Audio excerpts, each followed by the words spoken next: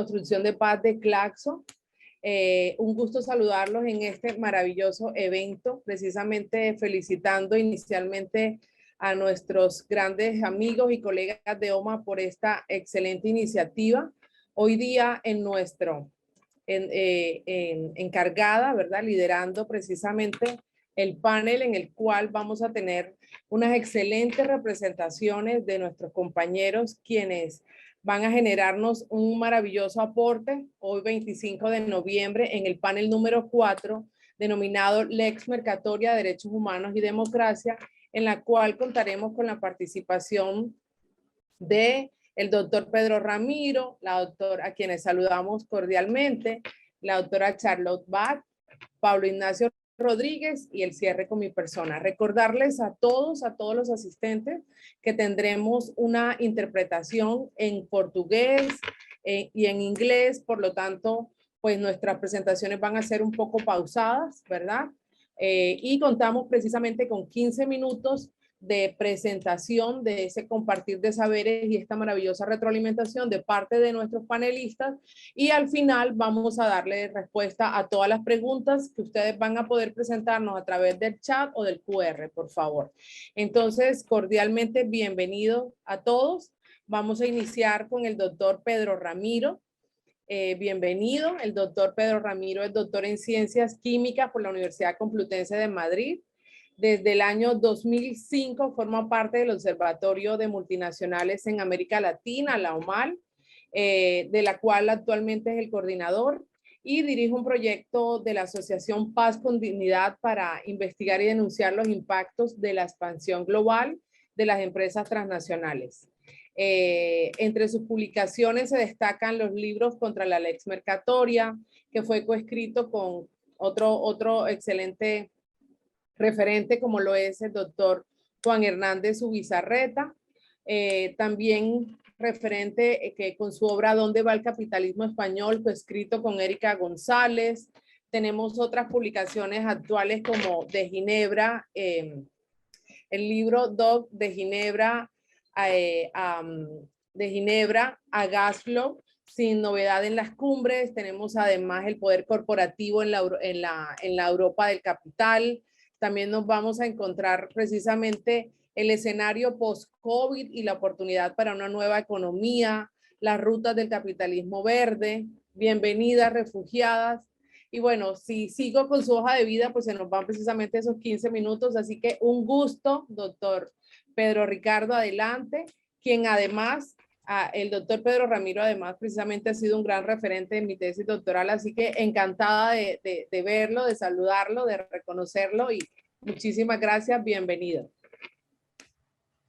Muchas gracias a ti, Verónica.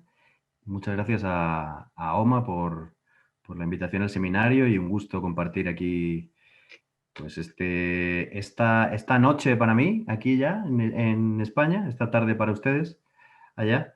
Y bueno, intentaré, me voy a ceñir a esos 15 minutos para hablar, para apuntar 4 ideas, ¿no? 4 ideas clave, 4 ideas fuerza, que creo que, bueno, que pueden ser útiles para analizar el contexto de lo que significa la relación entre la lex mercatoria, los derechos humanos y la democracia a nivel global. Voy con esas 4 ideas y luego escucharé atento también al resto de los panelistas, y espero que luego podamos tener un rico debate al final.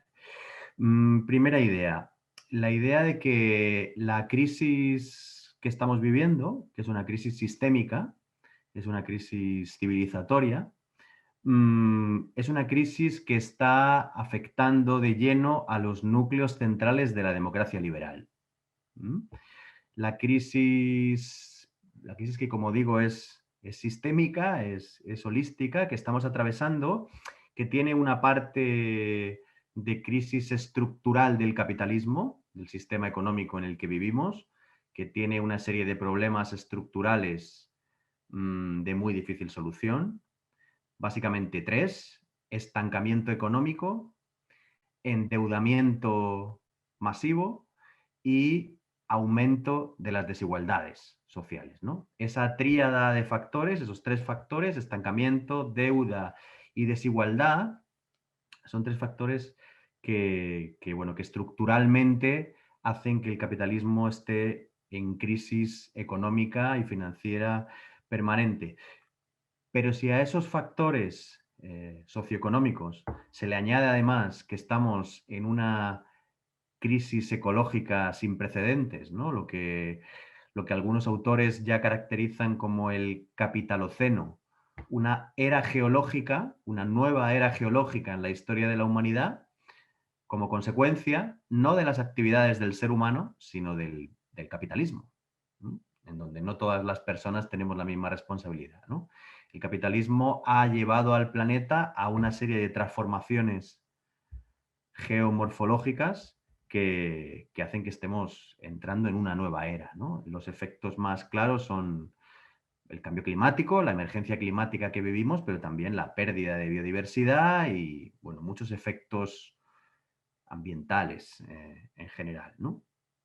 Esto, esto está llevando a toda una serie de tensiones geopolíticas, a todo un auge de las posiciones que podríamos llamar de extrema derecha, neofascistas, posfascistas, autoritarias, ¿no? Digamos, a toda una serie de disputas entre las élites y en definitiva a toda una serie de tensiones en el marco del sistema capitalista que se cruzan con una crisis ecológica muy grave y que se cruzan también con, bueno, pues con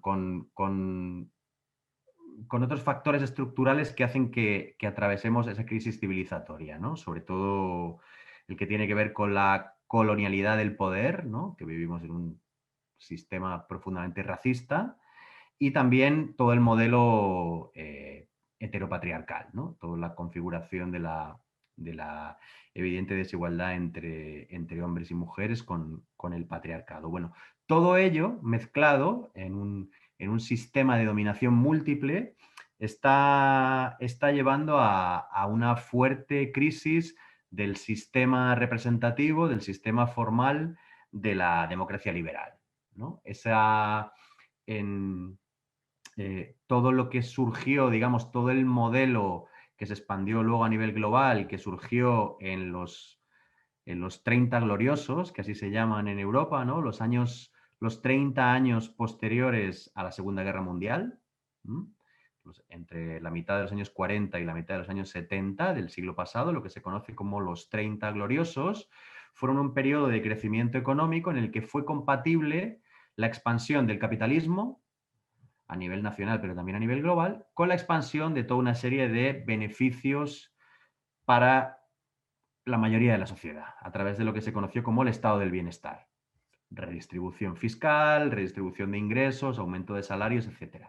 Ese modelo entra en crisis desde mediados de los 70 y con todas las políticas neoliberales, financiarización, etcétera, llega hasta nuestros días y se demuestra que es una crisis estructural del capitalismo. No vamos a volver a esa coexistencia pacífica entre derechos en la democracia liberal y aumento de la expansión económica. Más bien, a donde estamos yendo, ya estamos en ello, es a un modelo en el que se profundiza en el autoritarismo, un modelo que cada vez se está volviendo más autoritario y un modelo en el que, como decía, está avanzando no solo en algunos países, sino que podríamos decir que es a nivel global las posturas neofascistas, posfascistas, de extrema derecha, como queramos llamarle, ¿no? Que en donde, digamos, se pone a competir a las de abajo, en una especie de guerra entre pobres,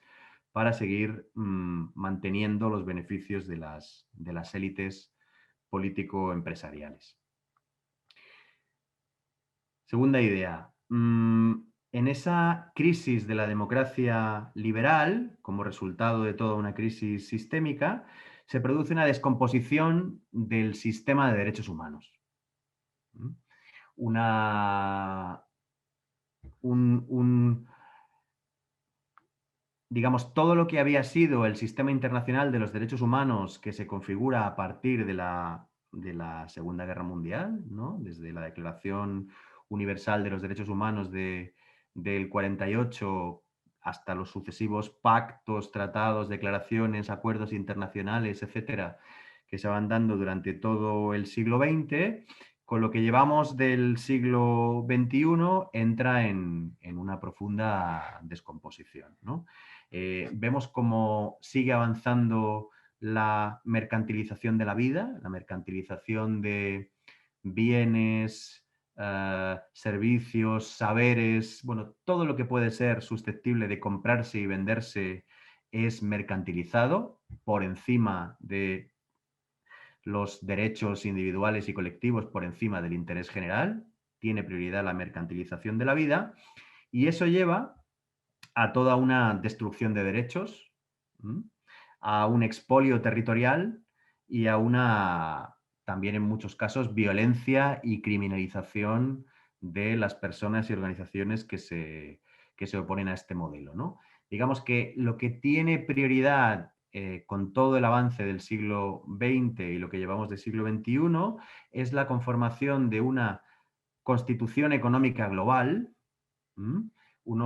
toda una serie de acuerdos a nivel internacional, un ordenamiento jurídico global compuesto por miles de normas. La Constitución Económica Global no es un tratado, no es un documento, son miles de normas, de préstamos condicionados, de disposiciones del Banco Mundial y del Fondo Monetario Internacional, de tratados de comercio e inversión a nivel bilateral, a nivel regional, a nivel multilateral, normas en la Organización Mundial del Comercio, tribunales internacionales de arbitraje con sus laudos, etcétera. Toda una arquitectura jurídica de la impunidad, como digo, un ordenamiento jurídico internacional que privilegia los derechos de las empresas, o sea, los negocios corporativos, muy por encima de los derechos de las personas, de los pueblos y de la naturaleza. En ese contexto, lo que llamamos la lex mercatoria, ese conjunto de normas, disposiciones y acuerdos internacionales que favorecen a las grandes empresas transnacionales y fondos de inversión, pasa por encima de los derechos humanos, ¿no? Hay una evidente asimetría entre la fortaleza de la lex mercatoria y la debilidad, la fragilidad de todo el sistema internacional de los derechos humanos. Mientras hay tribunales de arbitraje y toda una serie de posibilidades a nivel internacional para hacer cumplir la lex mercatoria, para hacer cumplir los negocios, los contratos, a través de bloqueos económicos, a través de sanciones, a través de presiones entre países, la presión de la deuda, etcétera.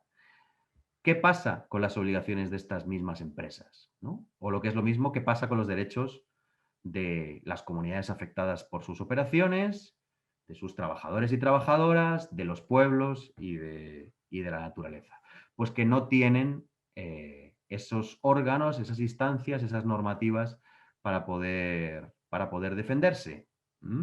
Mientras una empresa petrolera como Repsol estuvo operando en Argentina durante 2 décadas y cuando fue nacionalizada por el gobierno argentino pudo recurrir a los tribunales nacionales en Argentina, en España, en Estados Unidos, porque cotizaba en la Bolsa de Nueva York, y también al Tribunal de Arbitraje Internacional del Banco Mundial, el CIADI, las comunidades mapuche, afectadas por esa misma empresa en su territorio, solo tienen la legislación nacional argentina, tienen algunas instancias como la Corte Interamericana de Derechos Humanos, pero no tienen ni mucho menos esa fortaleza a nivel internacional para defender sus derechos, ¿no? Hay una evidente asimetría y por lo tanto hay una impunidad en los abusos cometidos por estas grandes empresas transnacionales. El sistema internacional de los derechos humanos, como digo, es frágil porque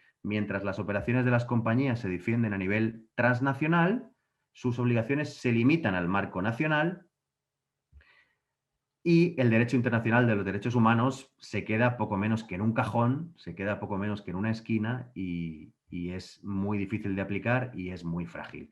Y lo que se ha dado en llamar la responsabilidad social corporativa, esa especie de plus normativo que las empresas dicen cumplir, pues se ha demostrado que es poco más que marketing, greenwashing y grandes campañas publicitarias sin cambios en el modus operandi de las compañías. Tercera idea. Esta descomposición del sistema internacional de los derechos humanos hace que también se reconfiguren una especie de categorías de derechos, ¿no? O sea, hay derechos individuales y colectivos diferenciados en función de la clase social, en función del origen, de la nacionalidad y de quién sea el sujeto, los sujetos a los que se aplica esos derechos, ¿no? Lo vemos claramente con las personas migrantes que quieren llegar todos los días a la Unión Europea y que son o bien expulsadas o bien paradas en la frontera militarmente o bien metidas en cárceles sin haber cometido ningún delito, en una especie de cárceles que hay en España, que se llaman centros de internamiento para extranjeros, en donde están allí hacinadas sin haber cometido ningún delito, solo por no tener una entrada legal en la Unión Europea, en España, o incluso son dejadas morir en el Mediterráneo y en el Atlántico cuando intentan llegar por pequeñas barcas, pequeñas embarcaciones a la Unión Europea y nadie las socorre, ¿no?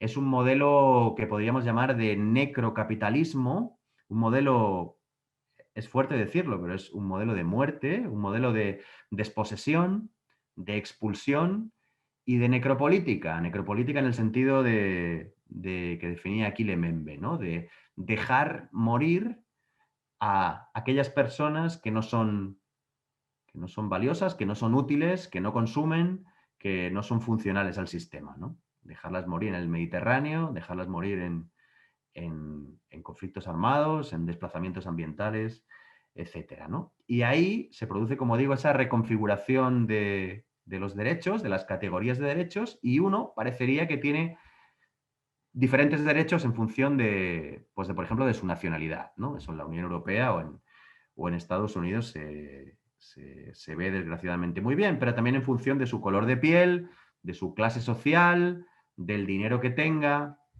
etcétera, ¿no? Por ponerles otro ejemplo cercano que no tiene que ver solo con las personas migrantes. En España, durante la pandemia, al principio de la pandemia, en marzo de 2020, en Madrid, en la ciudad donde yo vivo, desde donde les estoy hablando, las personas mayores que estaban en residencias de mayores públicas, sostenidas con dinero público, muchas de ellas no fueron derivadas a hospitales, no fueron tratadas del tratamiento de la COVID y fueron dejadas morir porque, bueno, pues no eran rentables para este modelo. Mientras que las personas mayores que tenían un seguro privado, que tenían contratada la sanidad privada con un, pues, con un seguro que pagaban algunas empresas que le da un seguro adicional, sí fueron derivadas a hospitales y sí fueron tratadas, ¿no? Algunas de ellas murieron, pero otras no. Y hubo un trato diferencial a las personas.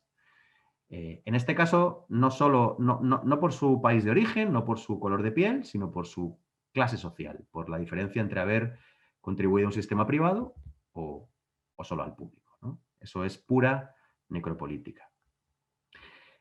Y termino. Cuarta idea. En este contexto, cuando parece que va pasando la pandemia y parece que se habla ya de la reconstrucción del modelo económico, aquí en Europa alrededor de una especie de nuevo Green Deal, de nuevo New Deal, esta vez de carácter verde, ¿no? Imitando el que fue hace un siglo en Estados Unidos, el New Deal, pero esta vez con ese carácter verde, por eso le llaman el nuevo Pacto Verde Europeo, mientras se habla de esa reconstrucción que no es otra cosa que un renovado capitalismo con un toque verde, un toque violeta, un toque arcoíris, para que parezca más sostenible, pero sin cambiar el modus operandi del capitalismo global.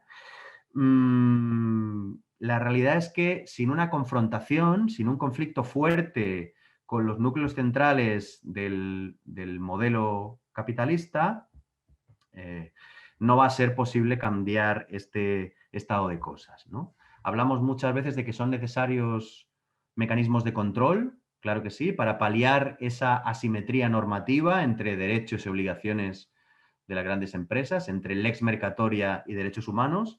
Hace falta mecanismos de control a nivel internacional. Han hablado en este seminario ya del tratado que se está discutiendo ahora mismo en Naciones Unidas. Hace falta mecanismos a nivel regional. La Unión Europea se está hablando ahora de que se va a impulsar una directiva de diligencia de vida. Hacen falta mecanismos a nivel estatal, a nivel local, pero hacen falta mecanismos que pasen de lo declarativo. En ese sentido, la diligencia de vida es poco más que lo declarativo llevado a, bueno, a normas vinculantes, pero que no pasan de ser grandes declaraciones de intenciones.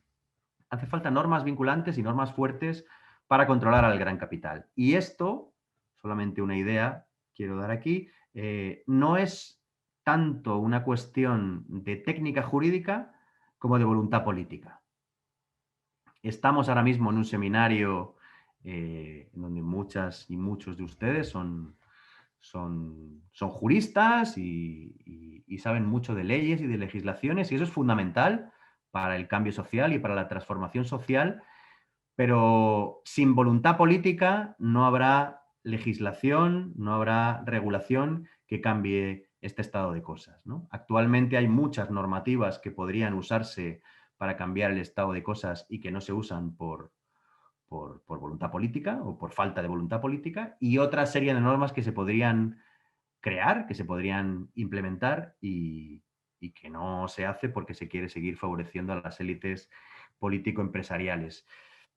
Pero no solo necesitamos mecanismos de control, no solo necesitamos normativas de carácter vinculante y que por lo menos sean tan fuertes como esa lex mercatoria en favor de las grandes corporaciones. Necesitamos conformar redes contrahegemónicas transnacionales, ¿no? Redes en las que espacios como este, espacios desde la academia, estén vinculados con las organizaciones sociales, políticas, sindicales, las comunidades de afectadas por las grandes corporaciones, las organizaciones de derechos humanos, de mujeres, ecologistas, antirracistas, etcétera, y que entre todas estas personas y colectivos, reunamos el suficiente apoyo social, suficiente apoyo popular, como para ir construyendo, para seguir construyendo, porque ya están en marcha en determinados sitios y contextos, otros modelos de economía y sociedad, ¿no? Solo con eso podremos paliar esa, bueno, esa asimetría entre la lex mercatoria y los derechos humanos y volver a poner los derechos de las personas, de los pueblos y de la naturaleza en el vértice, en la cúspide, en lo alto de la pirámide normativa que ahora está invertida, ¿no? Y que ahora tiene en su parte más alta los derechos de las grandes corporaciones y en la parte más baja los derechos de las mayorías sociales.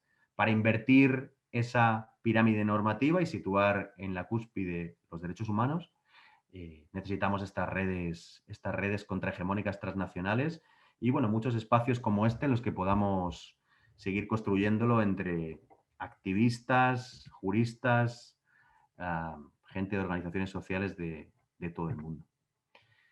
Y yo lo dejaría ahí. Me he pasado unos minutos. Perfecto el tiempo, doctor Pedro, muchísimas gracias. Efectivamente, aquí tenemos grandes ideas, ejes centrales, puntuales para reflexionar, ¿verdad? La idea de que la crisis definitivamente es sistemática, de que hay una descomposición del sistema internacional de los derechos humanos, esta categorización de derechos y la falta de los mecanismos de control en las que evidentemente está esta simetría en la que la empresa está por encima de la persona. Y pues agradecerle por estos valiosos aportes, por ser una voz, ¿verdad? Por estar juntos en esta lucha definitivamente así contra esas hegemonías en la cual todos tenemos que aportar y en las cuales sus aportes han sido sumamente valiosos. Doctor Pedro, muchísimas gracias, un gusto de verdad. Y al final tendremos un espacio para que las personas puedan también tomar la voz y poder pues compartirnos sus aportes y sus inquietudes y sus preguntas. Entonces, muchísimas gracias. Muchas gracias, muy amable. Muchas gracias. Continuamos con la doctora Charlotte. Bienvenida, un gusto. La doctora Charlotte Bach es abogada, doctora en Ciencias Jurídicas y Políticas de la Universidad Padre de la Vida de España, magíster en Relaciones Internacionales de la Universidad Estadual de Río de Janeiro, profesora de la Universidad Federal Rural de Río de Janeiro y de la Universidad Estácio de Sá. Es también investigadora del equipo de OMA, de Centros y Derechos Humanos y Empresas, investigadora también de nuestro equipo del grupo de la Lex Mercatoria, Derechos Humanos y Empresas en Claxo, miembro del Congreso Latinoamericano, del Consejo Latinoamericano de Justicia y Democracia, del sector de derechos humanos del Movimiento de Trabajadores Sin Tierra, vicepresidenta de la Comisión de Derecho Internacional y miembro de la Comisión de Derecho Constitucional del Colegio de Abogados de Brasil y de la Asociación Brasileña de Juristas para la Democracia, quien también tiene una maravillosa producción que ha puesto también a disposición de todos. Bienvenida, doctora Charlotte. Un gusto. Hola. Hola, Verónica, ¿cómo estás? Un gusto hablar con usted. Bueno, voy a hablar en portugués porque creo que mi español es un portuñol avanzado, ¿no? Entonces, mejor hablar em português. Mas vou falar devagar para que vocês possam fazer a tradução. Quiero agradecer. Voy a hablar despacio para que puedan hacer la traducción. Gracias por la invitación, un año más, por el seminario de OMA, que cada año trae temáticas esenciales para nuestra democracia en Brasil. Necesitamos discutir un poco el rol de las empresas aquí en nuestra sociedad, sobre todo en un país en el que tenemos tantos recursos naturales y un país que viene siendo hoy uno de los principales espacios de expansión del neoliberalismo y de un neoliberalismo autoritario. Quisiera agradecer la invitación, agradecer a Verónica, también por estar como mediadora de esta mesa y decirles que es un placer estar al lado de los colegas Pedro Ramiro y Pablo Ignacio Rodríguez. Y hablar después del profesor Pedro es complicado, ¿no? Pero al mismo tiempo ha sido muy bueno escucharlo, porque la temática que voy a proponer aquí es una temática que pienso que complementará de alguna manera todo ese contexto traído por el profesor en su exposición.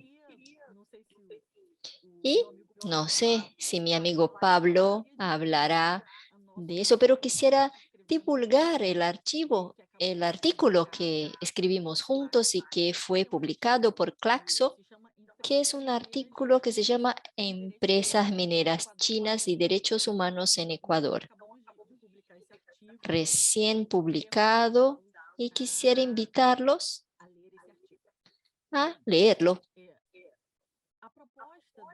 Bueno, la propuesta de nuestro panel era hablar de Lex Mercatoria, derechos humanos y democracia.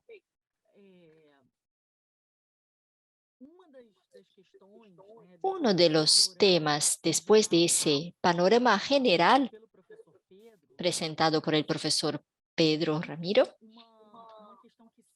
una cuestión que se encaja perfectamente con el concepto de capitalismo verde, ese concepto de crisis que vienen siendo forjadas a lo largo de ese esfuerzo del neoliberalismo autoritario, sobre todo en un contexto de pandemia, que todavía estamos viviendo en la pandemia.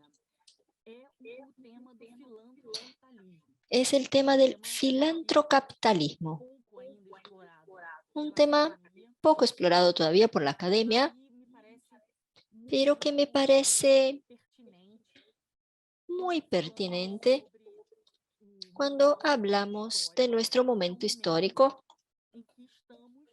que es el momento en el que estamos en las manos de grandes empresas farmacéuticas que son las que producen las vacunas. Hemos visto aquí en Brasil, y pienso que es de conocimiento de los colegas extranjeros, el problema que fue, bueno, primero el escándalo que fue la compra de las vacunas en Brasil, o mejor diciéndolo, la completa inacción del gobierno brasileño en la compra de las vacunas, y no solo en Brasil, sino también en otros países. Y cuando vemos las estadísticas, queda evidenciado que las vacunas, la tasa de vacunación tiene un carácter colonizador, un carácter colonial, en que los países del norte tienen más acceso a las vacunas, incluso a vacunas más baratas que nosotros, los países del sur. ¿Y por qué el filantrocapitalismo se relaciona con eso? ¿Qué es ese filantrocapitalismo?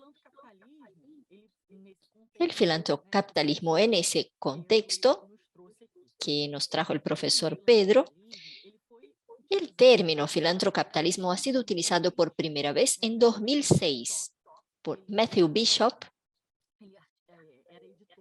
que era editor de la revista The Economist, y fue la primera vez que se usó el término de forma pública, y desde entonces él y otros académicos lo vienen estudiando. Y su artículo se llama El nacimiento del filantrocapitalismo. Entonces, en 2006, surge esa nomenclatura, filantrocapitalismo. ¿Y qué es ese concepto? Es un concepto que demuestra un nuevo enfoque de la filantropía tradicional.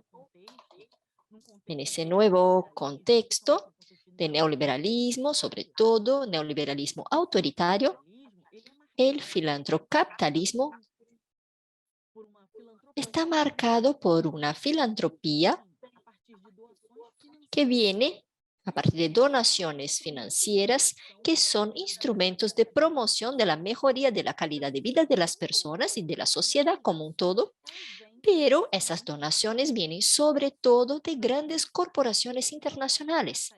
El filantrocapitalismo, por lo tanto, representa una tendencia de una nueva generación de donantes que mezcla las donaciones filantrópicas que estuvieron a lo largo del capitalismo, se desarrollaron, pero con objetivos de negocios, objetivos de búsqueda de ganancia, de lucro, y objetivos que se pueden medir por medio de la mercantilización de esa filantropía. Esos filantrocapitalistas se llaman inversores sociales, se autodenominan. Es lo que dicen que es un nuevo modo de hacer filantropía, pero ese nuevo modo de hacer filantropía incluye la generación de ganancia, la medición de costo-beneficio de las donaciones y, obviamente, incluye también la medición de la efectividad de las iniciativas que se desarrollan en ese alrededor de ese filantrocapitalismo. ¿Y cuál es la marca importante del filantrocapitalismo? Que además de que está vinculado a la ganancia, al lucro, las decisiones de dónde invertir, dónde enviar el dinero que sería donado a los países, está muy vinculado a decisiones basadas en el mercado. Entonces son verdaderas inversiones en algunos, sobre todo en el sur global. Y esas empresas o fundaciones que presentan esas oportunidades de inversión no donan más el dinero a los gobiernos. Ahora quieren participar en la toma de decisiones de las iniciativas que se financiarán. Por lo tanto, ese dinero camina vinculado a un proyecto específico o algunas condicionalidades, como nos trajo el profesor Pedro, el mundo hoy. Tenemos un capitalismo financiero y las instituciones financieras también forman parte de esa naturaleza, de ese formato de sumisión del sur global a las decisiones tomadas en el norte global. Por eso, la caridad en ese filantrocapitalismo no es más algo que se hace porque las personas son buenas o porque quieren demostrar su altruismo. La verdad que se convierte en un buen negocio en realidad. Y ese filantrocapitalismo, de alguna forma, intenta capturar las formas propias del capitalismo para trabajar en nombre de la humanidad, como si los capitalistas y las empresas en verdad estuvieran retribuyendo lo que recibieron o su éxito a la sociedad. Pero ese discurso es un discurso que en realidad esconde intereses muy importantes e intereses que determinan decisiones sobre a dónde va ese dinero, en qué se invierte ese dinero, quiénes serán los beneficiarios de ese dinero, que en principio es una donación sin compromisos, pero que por detrás de esa donación retributiva que se estaría haciendo para países de forma altruista, viene con un discurso y una lógica colonizadora y podemos decir una lógica de necropolítica, como el profesor Pedro Ramírez lo presentó. Por lo tanto, el filantrocapitalismo es una estrategia muy útil hoy para las grandes corporaciones. Las corporaciones tienen, por lo tanto, su parte de negocio. Tenemos un espacio de los negocios y lo que se llama responsabilidad social. ¿Y qué es esa responsabilidad social? Es una forma de también expandir los negocios y ganar, obtener lucro con esa filantropía. Y es una estrategia que surge con el neoliberalismo, sobre todo a partir de los años 90. Antes siempre existió la filantropía, incluso antes del capitalismo, pero estaba muy vinculada primero a la cuestión de la iglesia, la retención cristiana que estaba por detrás, justificaba la existencia de esa filantropía. Luego, con nuestra modernidad, entre comillas, a partir del siglo XVIII, XIX, tenemos una cierta laicización de esa, se remueve la idea cristiana de caridad, pero la filantropía sigue existiendo y pasa a formar parte de los negocios de las grandes empresas. Y hoy esa filantropía es uno de los grandes negocios, pues sabemos muy bien que se destruyen países para que luego tengamos la entrada de organizaciones no gubernamentales, la entrada de fundaciones de empresas que en principio tendrían un interés público para la reconstrucción del país. El Haití es un gran caso a estudiar, pues Haití fue completamente destruido más de una vez. Y lo que dicen allí es la cuna de organizaciones no gubernamentales que llevan el dinero, pero pasa a ser un espacio claramente de lavado de dinero en que se justifica la movimentación de dinero para la filantropía, pero la filantropía no se da, o sea, no se hace nada al final. Haití sigue siendo uno de los países más pobres del mundo, con una precarización completa de toda la estructura social, la estructura de la infraestructura común en su totalidad. Entonces tenemos un espacio como un espacio útil para el lavado de dinero y en segundo lugar, para reforzar y propagandear a las grandes empresas porque son altruistas, son maravillosas, llevan el dinero a los haitianos, pobres haitianos que están allí necesitando ayuda internacional. Esa lógica claramente es una lógica que refuerza aquella idea de que existen los civilizados, por lo tanto aquellos que detienen las posibilidades de creación de la democracia, los que conocen el modelo económico ideal, los que llevan el conocimiento, la cultura, y por otra parte tenemos, como dice Boaventura de Sousa Santos, del otro lado de la línea, que es una línea invisible, tenemos a un lado los civilizados y modernos y del otro lado los invisibles,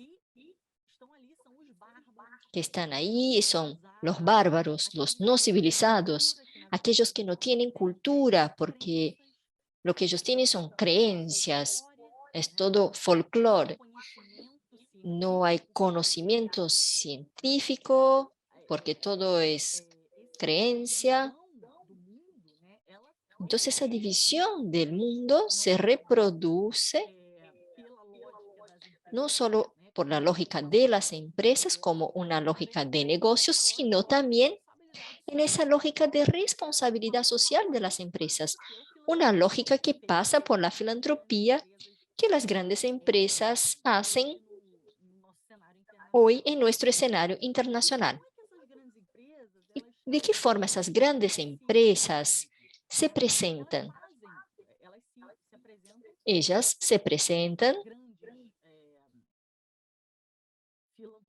como grandes filántropos, grandes negocios que van a ofrecer servicio a la población, prestar servicio, y filántropo, y también como herramienta que va a tratar los conflictos sociales. Entonces, los grandes problemas que tenemos hoy en los países del sur global, como suministro de agua potable, alimentación, vivienda, colegios, escuelas, todo eso son temas que son llevados a las instituciones internacionales que invierten en esos temas.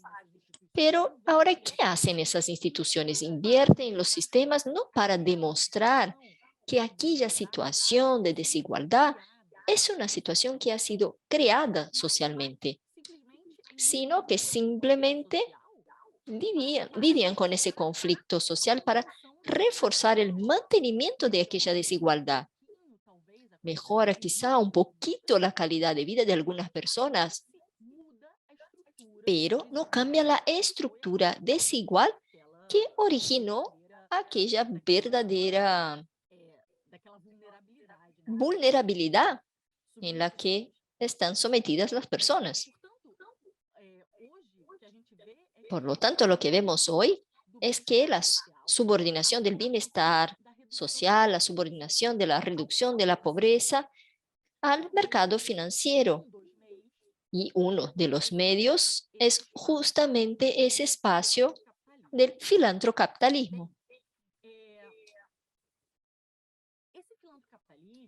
Ese filantrocapitalismo viene reforzando la lógica que es la lógica misma del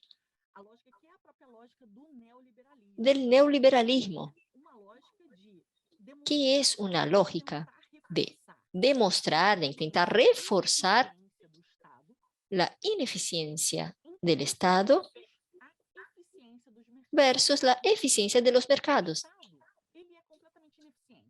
El Estado es completamente ineficiente, entonces le corresponde a quién, a las empresas, a que lleguen a los países y ayuden a las personas que están sometidas a la completa ineficiencia de los estados. Por lo tanto, el Estado se ve como un espacio de completa ineficiencia. ¿Y cómo mejorar ese Estado? Con la entrada de las empresas internacionales, transnacionales. Y esa entrada de las empresas internacionales incluye no solo la entrada del dinero, sino también la entrada de la toma de decisiones por parte de esas empresas. Entonces, las políticas públicas y decisiones de políticas públicas en los espacios del sur global que están sometidos a esa lógica de privatización son tomadas de forma privada. Las decisiones de políticas públicas pasan a ser tomadas en instancias privadas movidas por la búsqueda de la ganancia, que buscan mercantilizar la vida de las personas. Además de eso, esas empresas, además de demostrar y reforzar esa ineficiencia del Estado como organizador de la vida social, esas empresas también están allí como si no estuvieran buscando nada. Tienen un discurso que parece que la donación no está buscando ningún beneficio para la empresa, pero nosotros sabemos que esas empresas son las grandes beneficiarias de exenciones fiscales, incentivos por parte de los gobiernos, condicionalidades. Entonces, una empresa que hace una acción social en alguna parte, muchas veces logra un contrato, por ejemplo, de una empresa pública en otro lugar del mismo país. Entonces, las condicionalidades que son del FMI, de las grandes instituciones internacionales, también están dentro de esa lógica del filantrocapitalismo. Entonces, no podemos equivocarnos, porque el filantrocapitalismo no está exclusivamente financiado por las empresas. Las empresas, además, reciben incentivos fiscales por parte de los estados. Entonces, los estados dejan de recibir dinero, las contribuciones que les daríamos para estimular la entrada de esas empresas en los países. Hoy, la principal fundación que tenemos, sobre todo en el tema de salud, es la Fundación Bill Melinda Gates. La Fundación Bill Melinda Gates fue fundada por Bill Gates y hoy su foco principal, incluso presupuestario, es en la Organización Mundial de la Salud. Del presupuesto de 2019 de la Organización Mundial de la Salud, El 10% de la financiación fue por parte de la Fundación Bill y Melinda Gates. Entonces nos damos cuenta de que la fundación contribuye para la OMS y es una contribución voluntaria, y esa contribución está vinculada a una agenda establecida por la fundación. Entonces, el dinero no entra en un fondo de la Organización Mundial de la Salud y es gestionado de forma colectiva por los miembros de la Organización Mundial. No, ese presupuesto entra y está vinculado a una agenda hecha de forma privada por la Fundación Bill y Melinda Gates. Y una observación más, la fundación es la segunda mayor financiadora de la OMS, perdiendo solamente para los Estados Unidos, para que ustedes puedan ver que la Fundación Bill y Melinda Gates contribuye más que todos los demás países del mundo para la Organización Mundial de la Salud. Por lo tanto, la organización,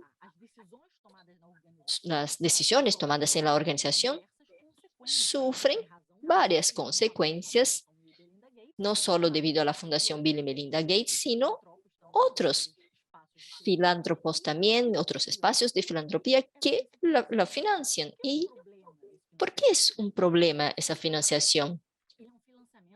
Se trata de una financiación que instituye un cierto humanitarismo selectivo. Ese humanitarismo selectivo se demuestra por medio de la inversión por la OMS en enfermedades prevalentes, en investigaciones de enfermedades prevalentes, donde los países desarrollados, las enfermedades negligenciadas como malaria, enfermedades tropicales como tuberculosis, son enfermedades que no tienen la atención de las industrias farmacéuticas. ¿Por qué? Porque no hay financiación para investigación sobre malaria y otras enfermedades que son claramente del sur global. Lo que podemos notar es que dentro de la OMS se da la misma lógica de jerarquización de los individuos, jerarquización de los seres humanos, en que algunos tienen vidas que valen más y otros que tienen vidas que valen menos. Entonces, ese humanitarismo selectivo es derivado del mantenimiento de esas estructuras de exclusión que tienen consecuencias sumamente negativas en los derechos sociales en su totalidad, sobre todo en los grupos más vulnerables económicamente, socialmente y políticamente. Siguiendo la idea de necropolítica mencionada por el profesor Pedro, estamos hablando de vidas realmente sin valor. Vidas que, al contrario de la crítica social Foucaultiana, la actividad en esos espacios pasa a ser, la actividad política no es más una obra de vida, sino una obra de muerte, en que hay una explotación ilimitada de los trabajadores, la mercantilización de las esferas esenciales de su vida como la salud pública y la creación de un entorno de constante inseguridad, miedo, disputa entre las personas. Un dato muy alarmante de la OMS se llama GAP 1090. El GAP 1090 significa menos de 10% de los recursos para investigación en salud son destinados a enfermedades responsables de 90% de la carga global de enfermedades. O sea, un 10% del presupuesto destinado a investigaciones, o sea, solo 10% de los recursos están orientados a 90% de las mayores enfermedades presentes en el mundo. Y son enfermedades básicamente del sur global. ¿Y hacia dónde van los otros 90% de los recursos? Para las enfermedades que alcanzan solo 10% de la población. ¿Y cuáles son esas enfermedades? Enfermedades crónicas como diabetes, cáncer y enfermedades autoinmunes. Entonces, la lógica de inversión es una lógica que refuerza la subalternización, la colonialidad y, por supuesto, refuerza la aniquilación de vidas en larga escala, que es la llamada necropolítica. Por lo tanto, notamos que la cuestión social en los países del sur global no se soluciona más por instituciones públicas, instituciones políticas que son elegidas. Cada vez más hay precarización y monetización de las políticas públicas. Y eso pasa a la gestión de instituciones que no tienen ningún compromiso con la democracia, con la participación pública, con la participación de los individuos, sin ningún tipo de compromiso con el interés público. De hecho, en ese sentido, la salud global fue uno de los principales espacios para la entrada del filantrocapitalismo, porque fue uno de los primeros espacios que sufrió con la privatización, sobre todo de los países de América Latina y los países del continente africano. Entonces, la verdad es que quería contribuir más para el debate. No tenemos grandes conclusiones de lo que notamos hoy, de lo que vemos en la discusión sobre salud global. Y esa salud vinculada a ese escenario, que es un escenario de neocapitalismo, de neoliberalismo, y quería dejarles esa perspectiva a partir de esa área, que es el área de la salud, y que solamente refuerza lo que vamos a llamar de humanitarismo selectivo.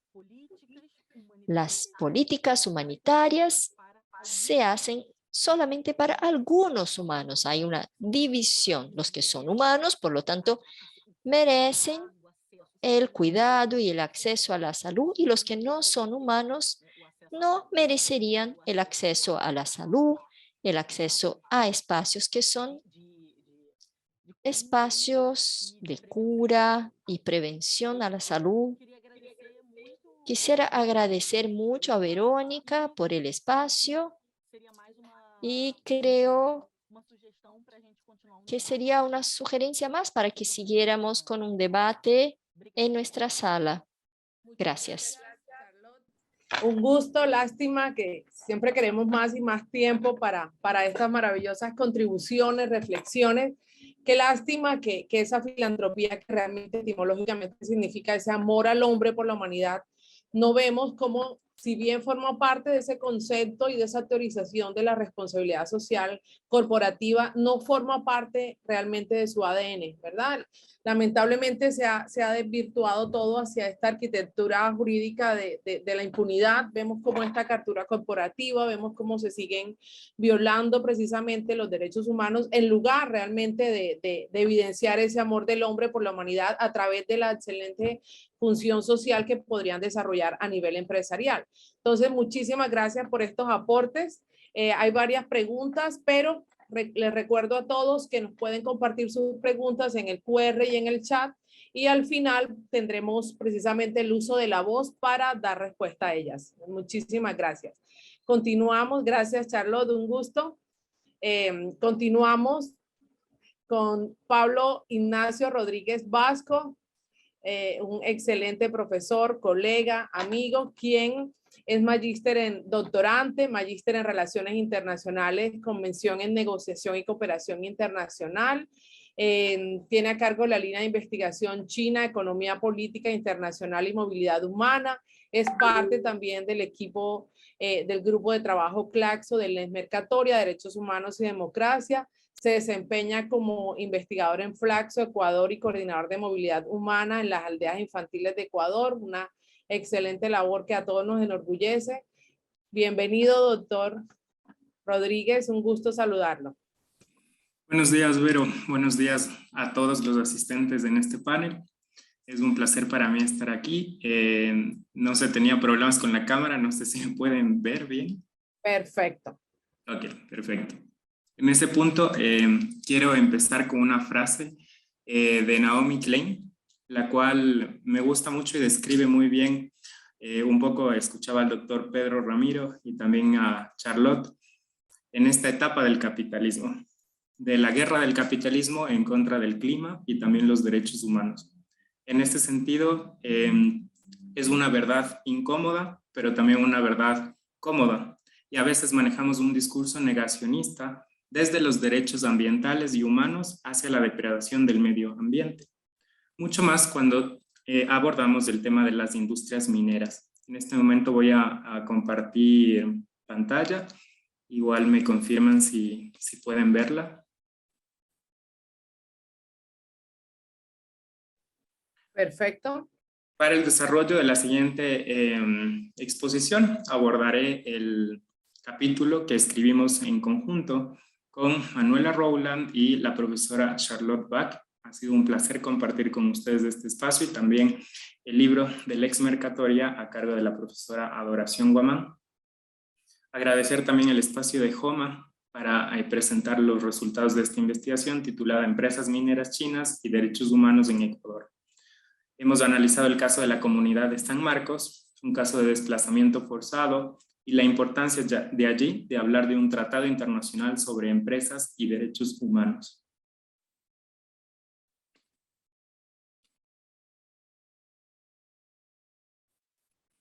A modo de introducción, puede decirse que en las últimas décadas ha habido una estrategia internacionalizada del modelo de desarrollo chino sobre la región. Esto surge a partir de la iniciativa Go Global a finales de 1990, cuando la economía china atravesaba un periodo de estancamiento y acumulación de factores internos que ponía en riesgo su crecimiento. Dicho esto, los especialistas del Partido Comunista Chino generaron la iniciativa Go Global para expandir y proyectar su economía en otros territorios y movilizar esos recursos y así evitar una crisis de sobreacumulación. Es así que en la primera década del 1990 y inicios del 2000, la inversión china va a posicionarse sobre sectores estratégicos de diferentes regiones, incluyendo América Latina. En una segunda fase, que viene ya a partir de 2014, justo después del discurso de la declaración en Santa Cruz, Bolivia, China enfatiza la necesidad de aproximarse aún más con América Latina. ¿Y cómo lo hace? A partir de la iniciativa Belt and Road Initiative, es decir, una iniciativa que involucra el desarrollo del sector de infraestructuras para la región. ¿Qué busca con esto China? Promover la lógica del desarrollo en otros países y sobre todo el modelo de cooperación sur, eso a nivel discursivo. Sin embargo, tiene también una ganancia a nivel geopolítico. Fundamentalmente una redistribución del poder geoeconómico, su influencia mayor en lo que es América Latina y también como una presión al eje de Estados Unidos. También un modelo de cooperación ganar-ganar, porque si bien le ha permitido saltarse lo que es la crisis de sobreacumulación, también le permite disputar influencia en nuevas industrias como por ejemplo el sector minero que vamos a analizar, incrementar sus beneficios económicos y en un lado geopolítico securitizar su inversión. Es decir, la inversión de China va securitizada no solo en el aspecto militar como lo vemos en franjas de la Belt and Road, sobre todo en África, o el collar de perlas, pero en América Latina también un modo de securitización a través de la influencia de China sobre acuerdos nacionales. Y esto tiene una implicancia sobre los derechos humanos y ambientales. Es así que para América Latina se ha diseñado el Plan de Cooperación +1, +2, +3, donde China enfatiza 3 motores: el comercio, la inversión y las finanzas. ¿Qué se busca? La modificación de la estrategia Going Global, es decir, no solo la captación de yacimientos o de inversión, sino ya la influencia política en territorios que guardan alguna relación con el gigante asiático. Por tanto, hablamos que en este primer periodo, como les mencionaba, entre 2000 y 2008, tenemos una complementariedad basada en commodities, pero ya a partir de 2014 y 15, un emplazamiento de la Belt and Road ya con una influencia política y con una influencia directa sobre la legislación nacional en sectores extractivos. Es así que, por ejemplo, en el sector minero, América Latina representa el 70% de reservas de cobre de China en el mundo, no una cifra menor, y además también empieza a expandir su influencia sobre nuevos yacimientos que desplazan yacimientos tradicionales de cobre, sobre todo como en Chile, en países como Ecuador, Bolivia, Colombia. Sin embargo, estamos viendo la presión de la frontera extractiva sobre comunidades indígenas y derechos ambientales. Esto significa que en Ecuador y Perú hemos tenido sobre todo el desarrollo de la industria minera, pero con la carrera y retroceso de los derechos económicos y ambientales de ESCA. ¿Por qué? Porque a lo largo de la región panamazónica se han reportado 450 violaciones hacia pueblos y nacionalidades indígenas por parte de empresas transnacionales chinas, las conocidas empresas estatales o SOEs, y de este porcentaje 63 violaciones se encuentran en territorio ecuatoriano, de las cuales 8 se registran ligadas a proyectos mineros como el proyecto Mirador. Es así que el objetivo principal del artículo fue precisamente analizar cómo la flexibilización del marco jurídico en industrias extractivas como la minería genera un debilitamiento del rol protector de los estados hacia los derechos humanos, incidiendo en un incumplimiento consentido hacia las comunidades locales. Como ejes del desarrollo de la investigación tenemos que calcular los efectos sobre la política a nivel nacional y sobre la normativa, interpretar también cómo estos cambios generan ya un impacto sobre lo local, es decir, las comunidades, y visibilizar la importancia de la necesidad de un tratado internacional, un trabajo que viene también por parte de algunos think tanks como JOMA.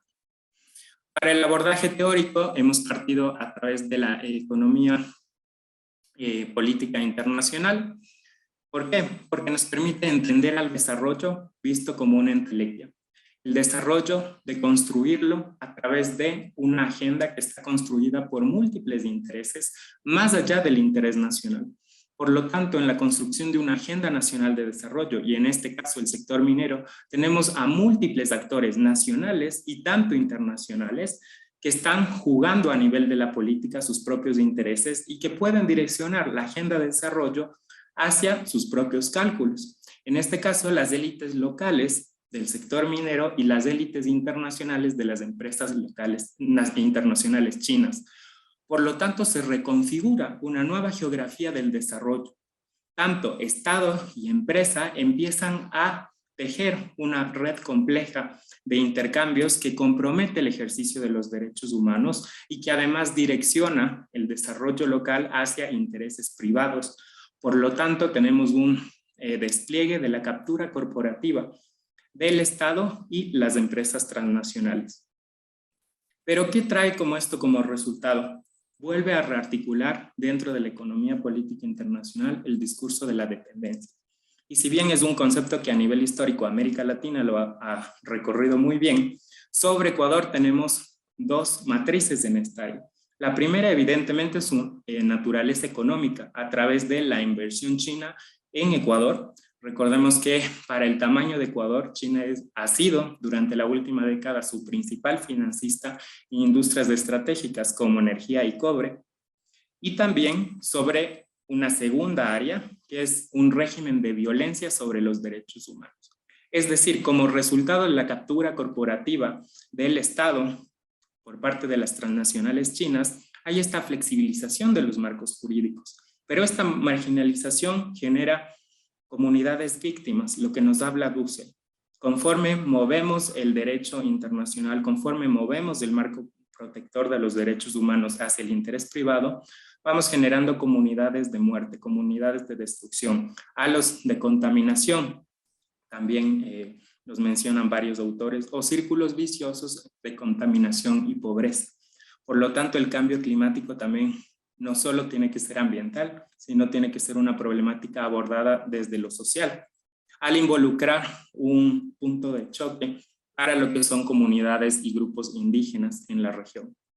Por lo tanto, en el caso ecuatoriano, estamos viendo cómo hay una tensión de la frontera extractiva, no solo a nivel territorial, sino también a nivel legal. Y es allí donde la lex mercatoria influye precisamente a través de procesos de lobby con esta variación de los márgenes del derecho y produce unos mecanismos de intervención combinada entre Estado y empresa. Es decir, el marco protector de los estados empieza a desmontarse a favor del interés de las transnacionales, generando una tensión entre la función legislativa, quien genera las leyes a favor de la sociedad civil, y el poder ejecutivo, pero que está cooptado por las élites transnacionales. Por lo tanto, la ley de minería de 2009, que es la vigente hasta la actualidad, y sus sucesivas reformas, ha tenido una vulneración directa a los procesos de consulta previa, libre y informada. Además, hubo una ausencia total en las comunidades de la consulta prelegislativa y una vulneración a los principios de buena fe y tanto al convenio 169 de la OIT. Además, hay un malentendido dentro de la conformación de la ley, y es que el derecho de consulta previa, libre y informada no puede ser equivalente al derecho de consulta prelegislativa. Por lo tanto, hay un retroceso en cuanto a derechos de participación y derechos de autodeterminación de los pueblos indígenas que están siendo afectados por la actividad minera. Es así como la economía internacional afecta lo local. Recordemos lo que nos decía Ana Esther Ceseña. Se genera un proceso de desplazamiento, un proceso de archipiélagos y islas donde el capitalismo global tiende a limpiar los territorios locales y anexa esos territorios hacia la economía internacional. En este caso, la Amazonía ecuatoriana, que históricamente ha estado depredada por el extractivismo petrolero y ahora minero, con los sucesivos gobiernos, desde Rafael Correa, ahora hasta Lazo, hemos visto cómo se aborda la lex mercatoria desde la localidad. En 2012 tenemos la firma del contrato de Mirador, y a partir de ese año los cambios a nivel normativo. Después de la generación de los cambios a nivel normativo, entre 2013 y 2014, desde el Estado, e incluso hay una securitización de la inversión, como les mostraba hace un momento, con disposición de las Fuerzas Armadas y el Ejército, el Estado se apropia de los territorios indígenas en la provincia de Zamora Chinchipe, donde va a funcionar y ahora funciona la minera china. En este sentido, una vez que se apropia, ya sea a nivel constitucional, decretando a través del decreto 1040, en el cual el presidente de la República puede desplazar cualquier territorio para precautelar los derechos de inversores extranjeros y así desplazar comunidades, provoca que en los siguientes años, entre 2015 y 2016, haya un proceso sucesivo de desplazamiento de las comunidades y la violación de sus derechos, en las cuales el ejército y personal privado de la empresa fueron en contra de los pobladores locales y finalmente lograron expulsarlos. Dentro de esto se generó un vacío normativo de protección del derecho. Al mismo tiempo, los líderes comunitarios reportaron que hubo un proceso también de acoso sobre las mujeres de la localidad y una violación sistémica de los derechos humanos. Estas problemáticas a nivel regional no solo le pertenecen lamentablemente al territorio ecuatoriano.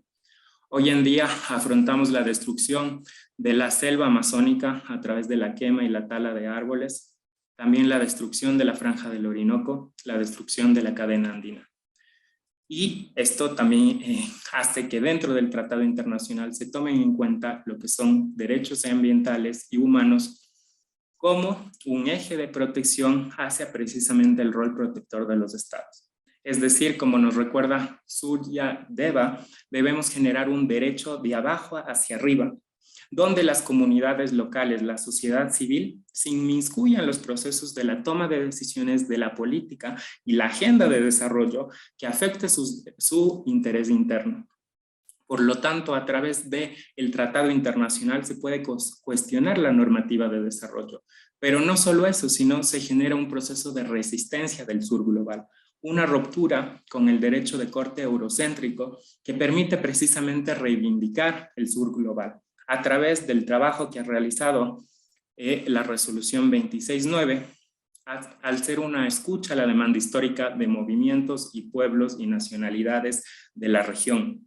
Un proceso que responde a una construcción colectiva que garantiza la primacía de los derechos humanos y la construcción también, la necesidad de una Corte Internacional de Empresas y Derechos Humanos y la creación de un Tribunal de Empresas y Derechos Humanos a nivel global y a nivel regional.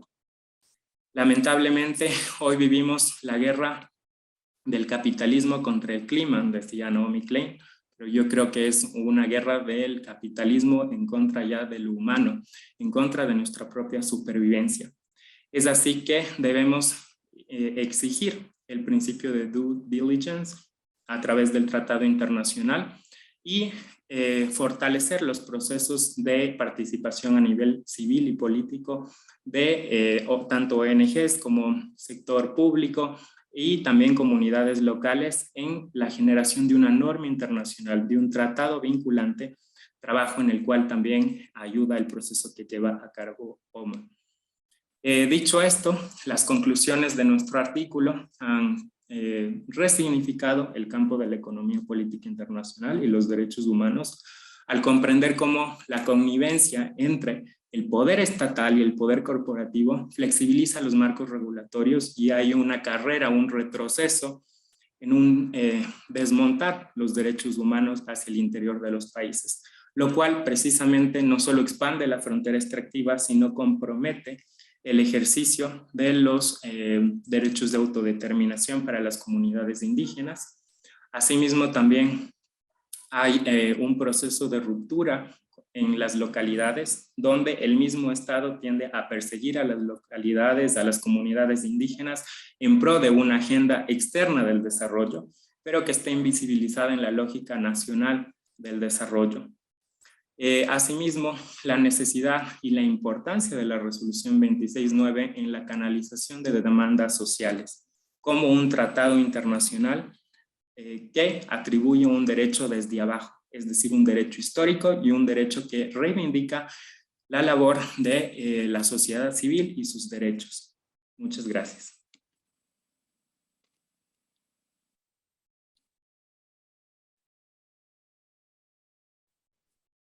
Muchas gracias, Pablo, por estas valiosas contribuciones. También hay un par de preguntas que vamos a contestar al final. Y pues bueno, nuevamente agradeciendo por este gran espacio, doctora Manuela, en esa lucha militante, también con Andresa, todo el equipo de OMA, de la mano de Claxo, la doctora Adoración Guamán y todo este maravilloso equipo que me precede. Me permito pues complementar esos aportes o esa crítica, realmente esa crítica desde qué ha pasado precisamente con esa lex mercatoria, qué ha pasado con ese concepto, con esa teorización que hemos visto, precisamente desde esta crítica en la cual ya hemos visto todos los planteamientos del doctor Pedro Ramiro y de Charlotte, en la cual es inminente, es totalmente evidente que la evolución del concepto como el de lex mercatoria no se puede aislar precisamente de estos señalamientos en las que han sido muchas las objeciones que se han elaborado en contra de la doctrina a la lex mercatoria. Estamos hablando de la primera que se basa en esa teoría clásica de que todo contrato que no ha sido celebrado entre los estados en su calidad de sujetos de derecho internacional, precisamente debe someterse a las leyes del estado. Entonces, en otras palabras, esta ley nacional también señala que obedece precisamente a los intereses y necesidades específicas de un grupo en particular. Estamos viendo cómo esta captura corporativa en donde el poder de estas empresas específicamente, o podemos hablar más de las transnacionales, permea precisamente en nuestra política, en nuestros estados, ¿verdad? En estas regulaciones, al punto de que se genera esta asimetría. Hemos visto los casos en los cuales las víctimas no pueden acceder a esa reparación, no pueden acceder ni siquiera a esa reclamación para la restitución de sus derechos. Vemos cómo estas poblaciones ni siquiera son tomadas en cuenta a la hora de esa vulneración, ¿verdad? Cuando estas grandes empresas llegan a estos territorios y no toman en cuenta lo cultural, sus tradiciones, ni hablemos del medio ambiente. Entonces aquí es inminente precisamente que esta falta de legitimidad dentro de este derecho internacional obedece precisamente al poder de este grupo social poderoso, ¿ok? Que crean una nueva normatividad y un aparato jurisdiccional, pero a su servicio, desplazando inclusive el derecho nacional. Pedro Ramiro y Hernández Ubizarrieta nos decían el olvido, desplazando precisamente esa responsabilidad y esa obligatoriedad del mismo Estado que subyace precisamente a los intereses, ¿verdad? Entonces, la ley mercatoria definitivamente no es autónoma al condicionar su desarrollo a la aceptación de que de ella tengan los derechos estatales, ¿verdad? Decía, ¿qué pasó? Siguen primando estos derechos privados, ¿verdad? Estos derechos individuales sobre estos derechos colectivos. Entonces, su función sería totalmente secundaria, ¿verdad? Servir de orientación a los ordenamientos jurídicos nacionales e internacionales desde el punto de vista del deseo de los estados de no verse sometidos al derecho de otro estado, sino pues a regir sus propias fuentes transnacionales, así asimilando precisamente estos contratos semi-internacionales, es decir, que son concluidos entre el Estado y esta compañía poderosa, ¿ok? Pero este mismo interés no lo vemos lamentablemente tan claro cuando se trata de particulares. Estamos también ante la sociedad internacional de los comerciantes, ¿verdad? Que como decía Charlotte, es pura pues filantropía, no es un paraíso terrenal, ¿verdad? Estas relaciones de poder, de dominación y de sumisión con un ánimo definitivamente de lucro, ¿verdad? Más allá de esa función social que inclusive se ha establecido constitucionalmente. En el caso de Colombia, el artículo 333 es claro, ¿verdad? Más allá de los intereses económicos, ¿verdad? Esa contribución social a estas comunidades. En este contexto, la posición del Estado es una instancia de protección totalmente débil frente a los intereses de los fuertes, ¿verdad?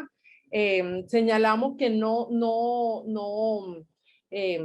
es un sistema jurídico, ¿ok? Esa pretensión de universalidad, de autonomía, de coherencia, de efectividad y de eliminar cualquier posibilidad de su existencia en el escenario del derecho internacional es precisamente un conglomerado multiforme de reglas variopintas de comportamiento comercial y carece de una unidad sistémica, nuevamente citando al doctor Pedro Ramiro, ¿ok? Lamentablemente se ha malinterpretado, ¿verdad? Como única y exclusivamente a la luz de los intereses de. En el caso de la falta de plenitud de esta ley mercatoria, no resuelve, no regula precisamente estos aspectos relacionados con los contratos que pretende regular, ¿ok? Los árbitros, se ha evidenciado, ¿verdad?, que existe o se acogen a una ley estatal que lo regula y por la que no es posible un contrato exclusivamente regulado por esta ley mercatoria. Es decir, esto conlleva a que este sector importante de la doctrina se vean abocados a lo que se llama una pura lotería, ¿verdad? Cuando se pretende señalar que el contrato será interpretado única y exclusivamente a la luz de lo que conocemos como esta ley mercatoria, en la que el Estado, si bien está facultado para producir estas normas, como decía, también me permito citar a Buenaventura de Sosa, lo que él denomina un paradigma convencional, ¿verdad? Esta es la que debe realmente prevalecer. Es decir, las posturas que sostienen que el derecho debe ser asimilado, ¿ok? Producido por el Estado y que genere unas propiedades definitorias como la sistematización, la institucionalización de las normas, esa seguridad y esa previsibilidad de los comportamientos y las decisiones, la existencia de un cuerpo burocrático que se encargue de la administración y finalmente una garantía pero coercitiva de su cumplimiento. ¿Ok? Entonces, el derecho es el creado por el Estado, como decía Hobbes, es el único que tiene este poder creador, pero repito, se menciona que esta ley mercatoria no es autónoma, está totalmente condicionada a la aceptación que de ella tengan precisamente estos derechos estatales. Entonces su función es totalmente al servicio y a la orientación coercitivo del ordenamiento jurídico nacional e internacional. Entonces, se rechaza totalmente la existencia de ese régimen autónomo independiente, ¿ok? Para darle respuesta precisamente a esa crítica y a ese llamado precisamente a realmente legitimar, a realmente volver a la persona como el centro de, ¿verdad? Y no a este poder corporativo. En el caso colombiano, procedimos precisamente con la generación del Plan Nacional de Acción de Empresas y Derechos Humanos y Empresas, el cual, si bien ya tiene, pues, tuvo un periodo de cumplimiento, actualmente, ¿ok? Se hizo el lanzamiento por parte del Gobierno Nacional y a cargo de la Consejería Presidencial acá en Colombia de la actualización del plan 2020-2022, ¿verdad? Tomando en cuenta todos estos aspectos de la exmercatoria y el pilotaje, por decirlo, a la implementación del periodo, en el periodo anterior. Y precisamente continúa esa crítica frente a esos vacíos que se lograron identificar, ¿ok? No se tuvo en cuenta precisamente ese diagnóstico como una respuesta en esa política pública de esa violación que se generó a los derechos humanos por parte de las empresas, ¿ok? No hay una participación real y efectiva de la sociedad civil, de las comunidades víctimas, ¿ok? Lamentablemente en Colombia nos seguimos levantando cada día con un homicidio de nuestros indígenas, homicidios de estos líderes sociales, precisamente atribuidos a ese hostigamiento y a esa persecución contra los intereses, por velar precisamente por el interés colectivo en contra de los intereses privados, pues, de estas grandes y poderosas empresas. Entonces aquí continuamos a que el Estado, pues, no ha sido precisamente el veedor de proteger estos derechos humanos, sino que se ha encargado a través de estas herramientas y de estas lamentables estrategias como la captura corporativa y respaldadas en esta ley mercatoria, precisamente de garantizar más bien la inversión.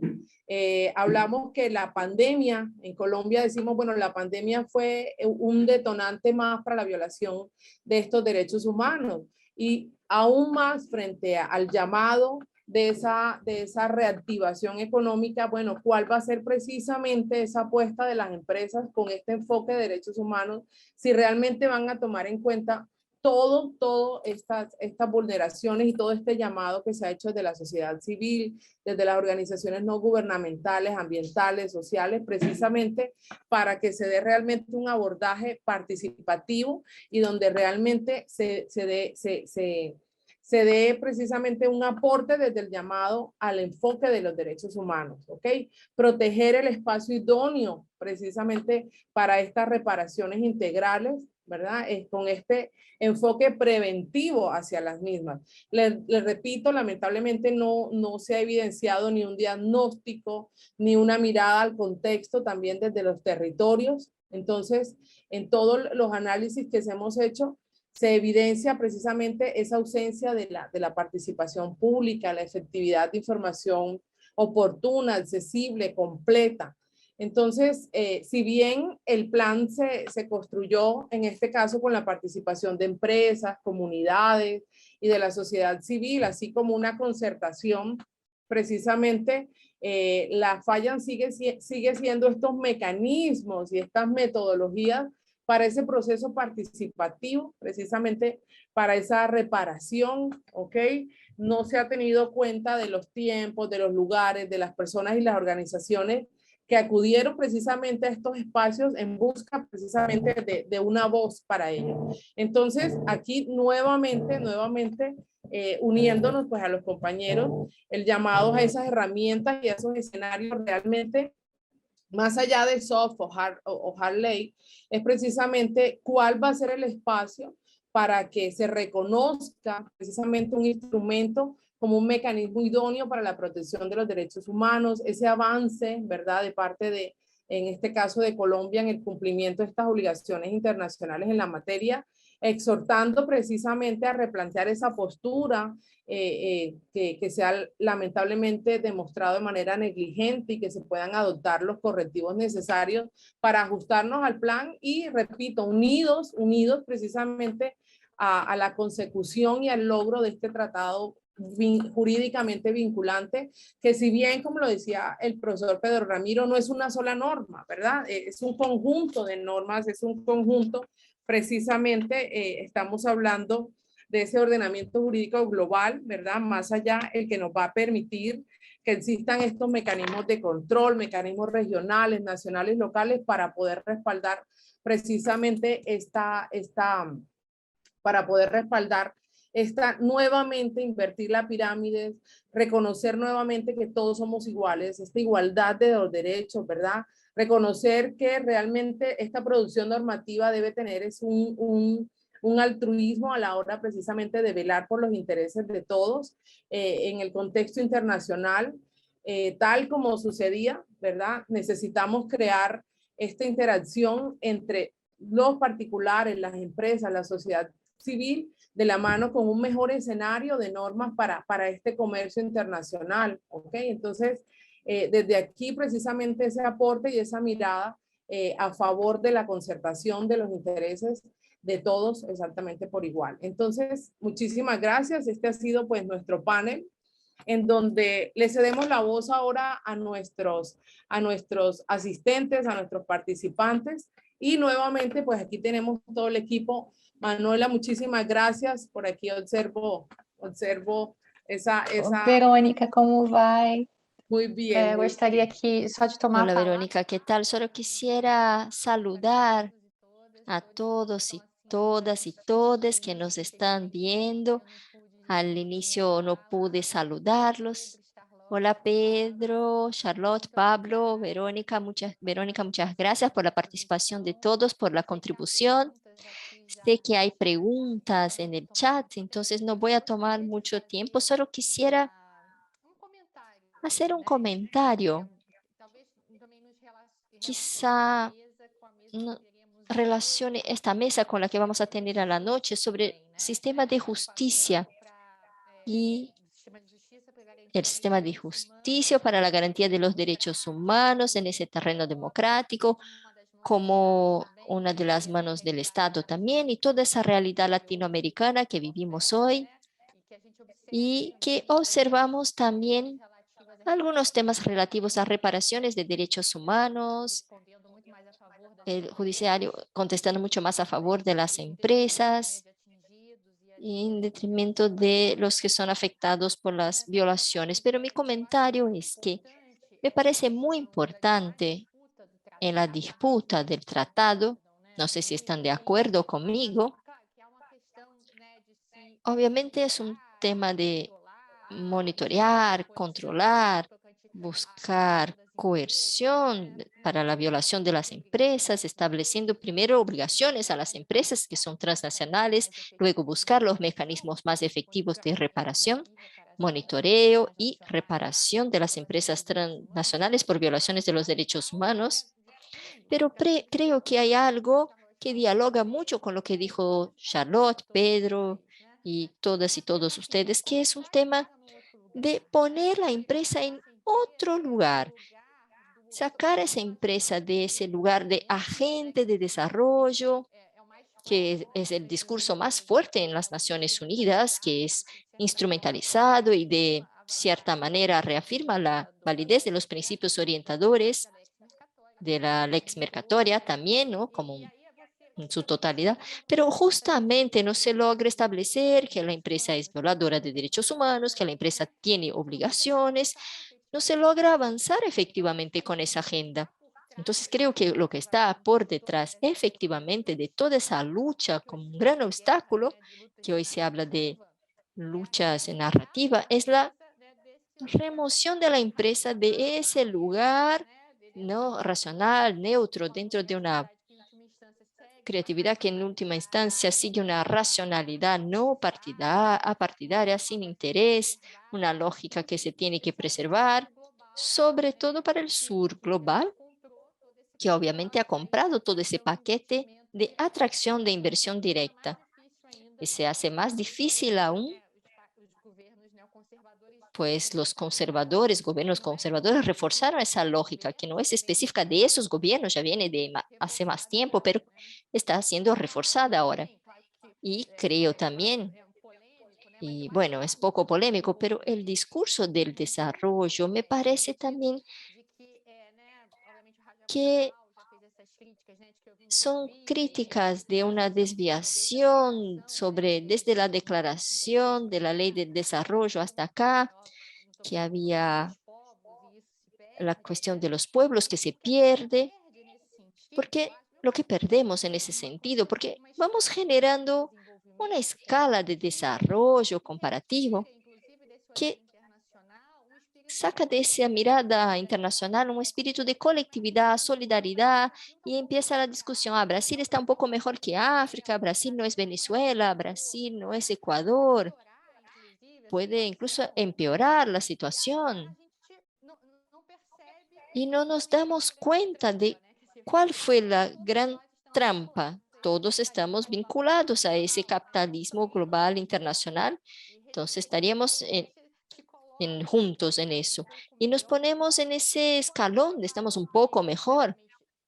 Y si no hay desarrollo sin democracia, sin derechos humanos. Y no se puede hablar en desarrollo, derechos humanos y democracia sin romper con la colonialidad, con el imperialismo, con patriarcado, con todas las cuestiones de fondo de una transición que Brasil ni siquiera ha vivido efectivamente.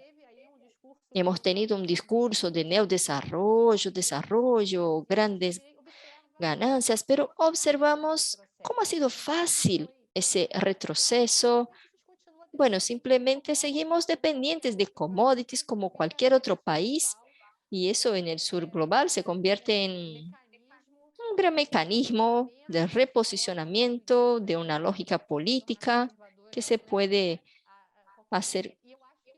volver a ser conservadora a cualquier momento. Realmente estamos viviendo ese papel de un espectro de despolitización, pero también con el Poder Judicial junto, que en lugar de que es un actor que asegura los derechos humanos, está claramente a servicio de una captura, y que hizo una captura en Brasil también del Estado, política democrática en el golpe de 2016, sobre ese discurso que también es y se repite en América Latina. Pero bueno, quisiera agradecerles y bueno, pasamos a las preguntas. Gracias. Gracias, Manuela. Siempre es un gusto y toda la admiración precisamente en esta maravillosa contribución frente a las desigualdades que estamos viviendo. Entonces, bueno, muchísimas gracias. Avanzamos con las preguntas. Iniciamos con una pregunta para Charlotte, ¿ok? Que dice...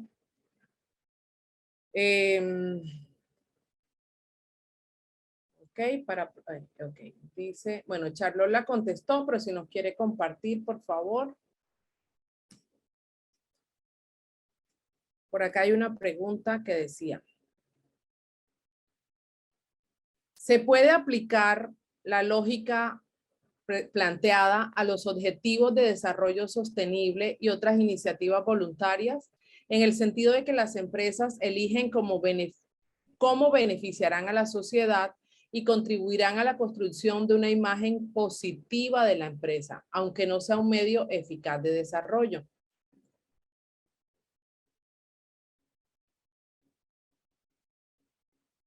Charlotte. Verónica, Sí. ustedes me escuchan porque para mí está como cortado. Ay, perdón. Yo no estaba escuchando lo que usted estaba hablando. ¿Ahora me escuchas bien?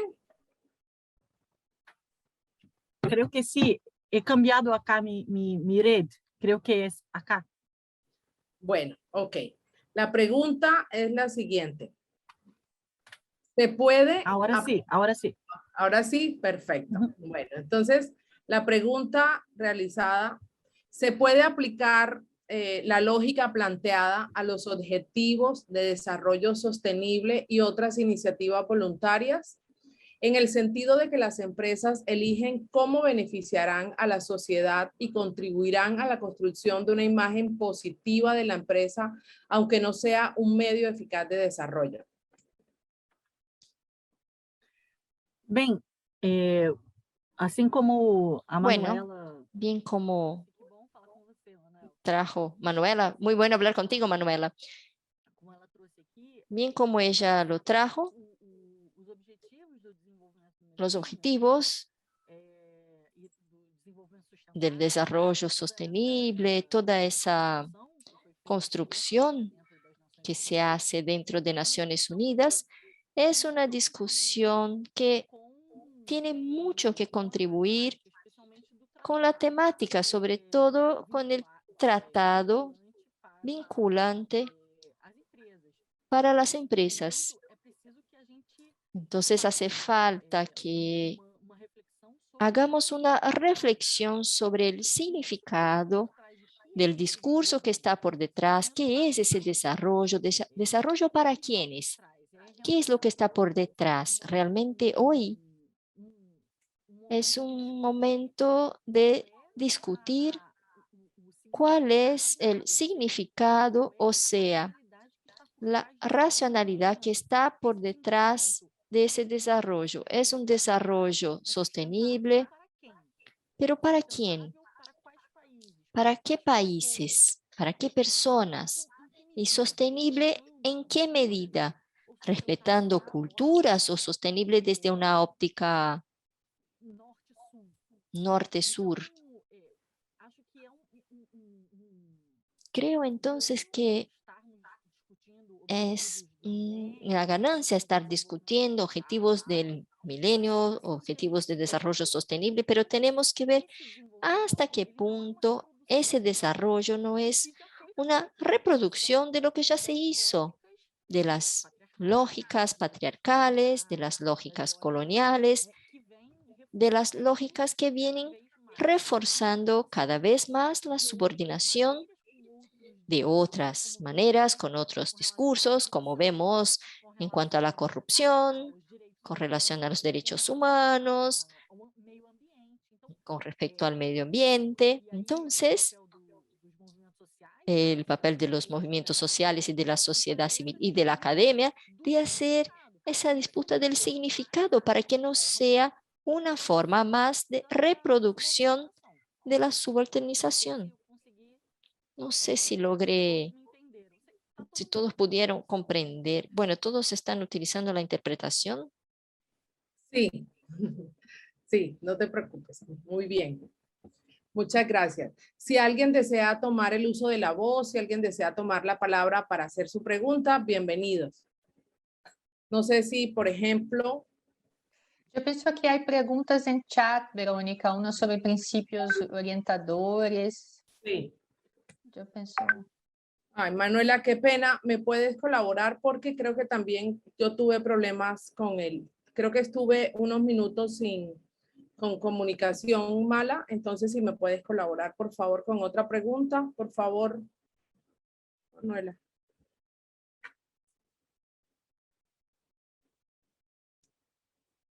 ¿No?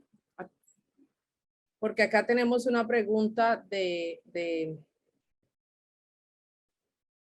Jean-Luc de Glaculus Lima. No sé si desea participar. Sí, havia uma pergunta se os princípios orientadores, bueno, Felipe Assanza Miranda está perguntando, considera que os princípios Rugged de Nações Unidas podem ajudar a fortalecer la responsabilidad social corporativa y generar un entorno favorable para los derechos humanos como contrapeso al ejercicio de actividades de las empresas. Hay una pregunta sobre estes princípios Purge e também se é possível criar um link entre filantropocapitalismo, né, e necropolítica. Ok, adelante, doctor Pedro.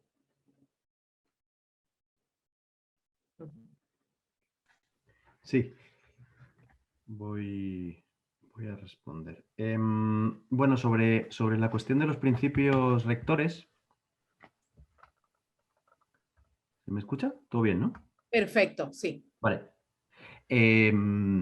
Sobre la cuestión de los principios rectores, estaba poniendo ahí en las respuestas un par de links, un par de enlaces a dos artículos que publicamos este año con el profesor Juan Hernández Ubizarreta sobre la lógica de la diligencia de vida, que sé que van a tener otro panel en este seminario donde hablen de ello, y que viene de los principios rectores, ¿no? Y de cómo, básicamente, resumo la idea un poco de los dos artículos, lo que vendríamos a defender es que la lógica de la diligencia de vida o de los que viene de los principios rectores es una sofisticación jurídica del discurso de la responsabilidad social corporativa, ¿no?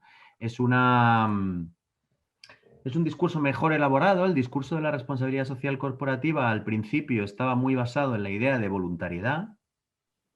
Es una serie de principios voluntarios, lo que fue pues, el Global Compact de Naciones Unidas, ¿no? Y todo lo que fue la primera década del siglo XXI.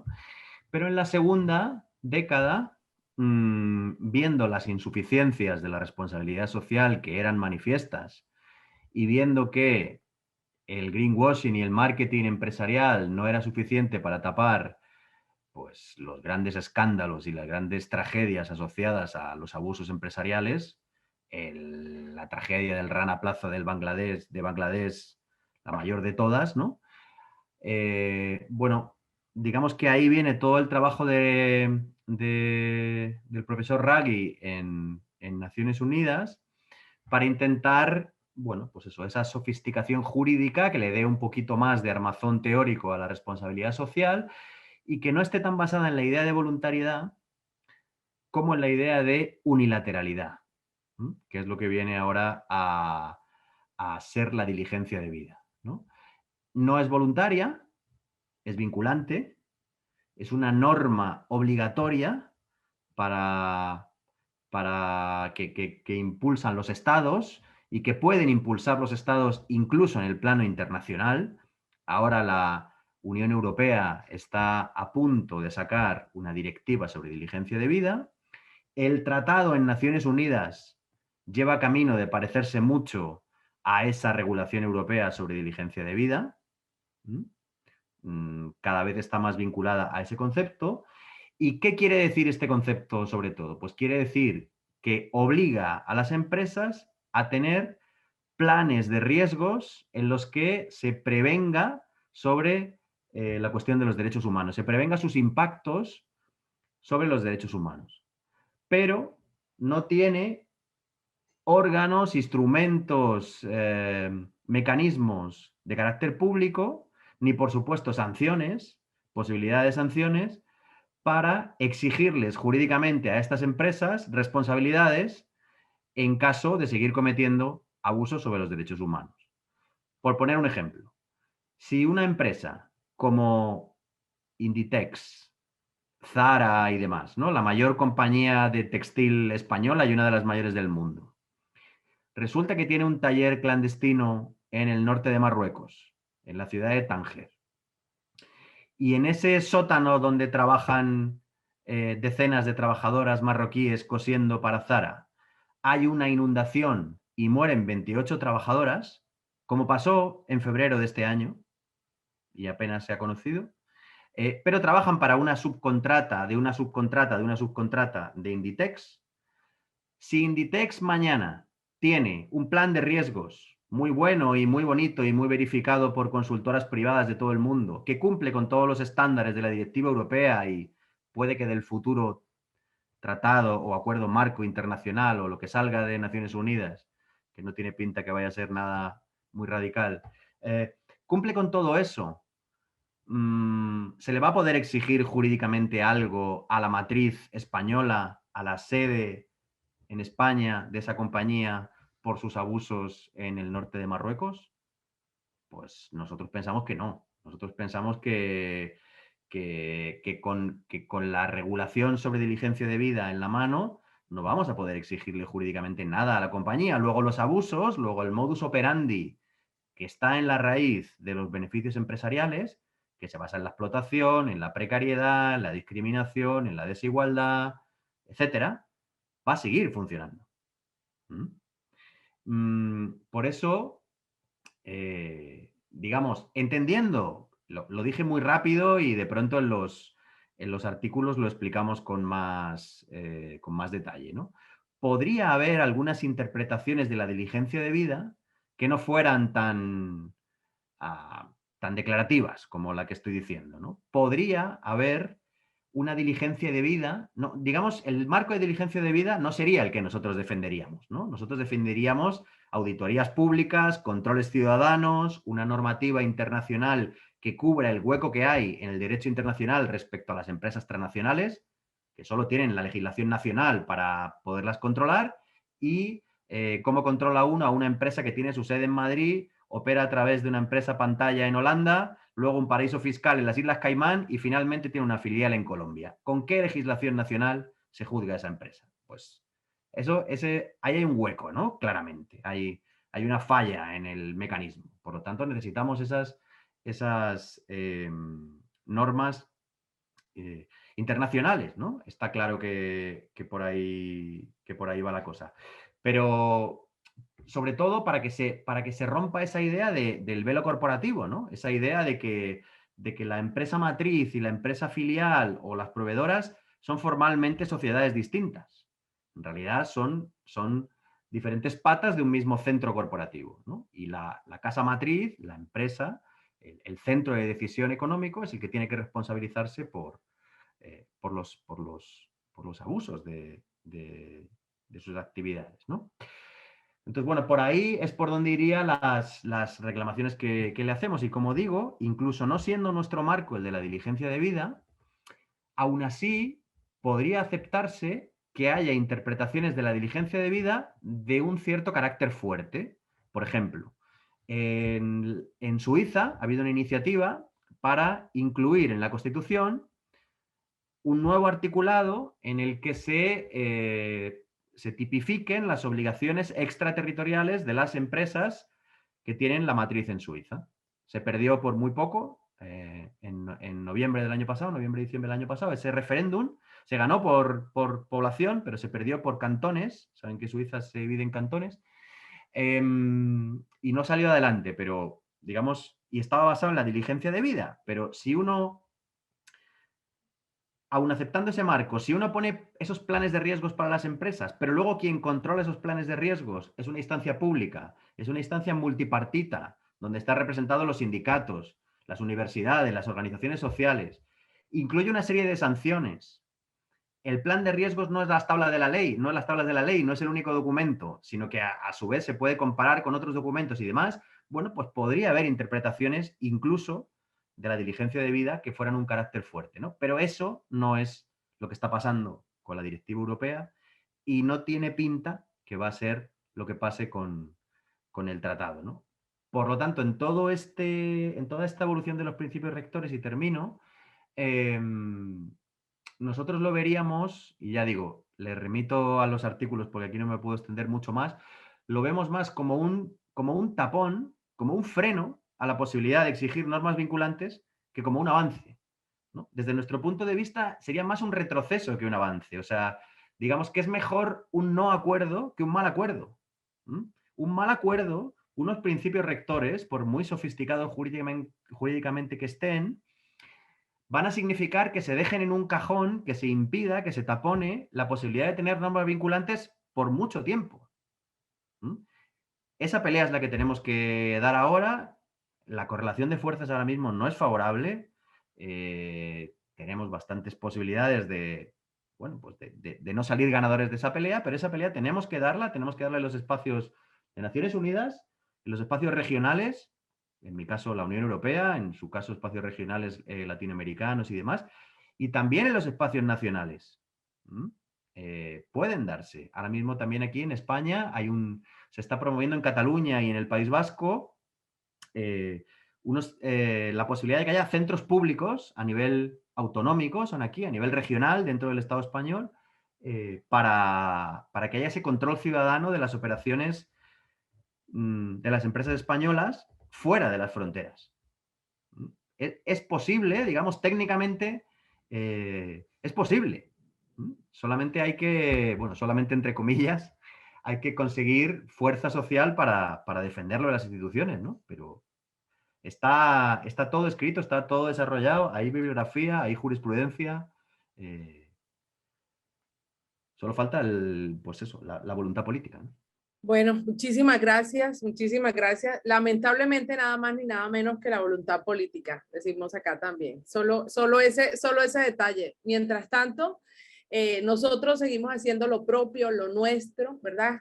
Los aportes de cada uno de nosotros como oyentes, como participantes, como militantes. Estos escenarios sumamente valiosos también para generar estas contribuciones y esta mirada crítica, reflexiva frente realmente pues a un fenómeno que podemos decirlo, lamentablemente se incrementó y se evidenció mucho más ahora en tiempos pues también de pandemia, en donde el reto y el desafío sigue siendo estructural de nuestro ADN, ¿verdad? Todos, como hemos visto pues a nuestros compañeros y grandes colegas, todos estamos pues haciendo parte precisamente de esta lucha militante y les agradecemos a todos pues por acompañarnos y por formar parte de.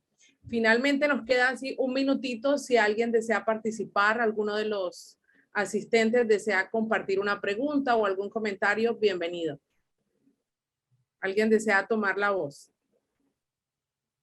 Es que frente a estos grandes es difícil, es duro, el reto es grande, genera un poco de pánico escénico. Pero bueno, en este caso, siendo la 1:59, ¿verdad? Nuevamente les agradecemos a todos por esta participación, por estas maravillosas contribuciones y esta pues mirada crítica a un tema relevante, ¿verdad? Como lex mercatoria, derechos humanos y democracia que debe formar parte de nuestro ADN y generar pues aportes de todo es inminente. Entonces, muchísimas gracias a los organizadores de este maravilloso seminario y a cada uno de los panelistas por sus maravillosas contribuciones. Doctor Pedro, un gusto realmente. Charlotte, como siempre, un gusto compartir. Pablo, Manuela, muchísimas gracias por estos grandes escenarios y seguimos pues de la mano trabajando en esto. Muchas gracias. Bueno, muchas gracias a todas. Muchas gracias. Hasta luego.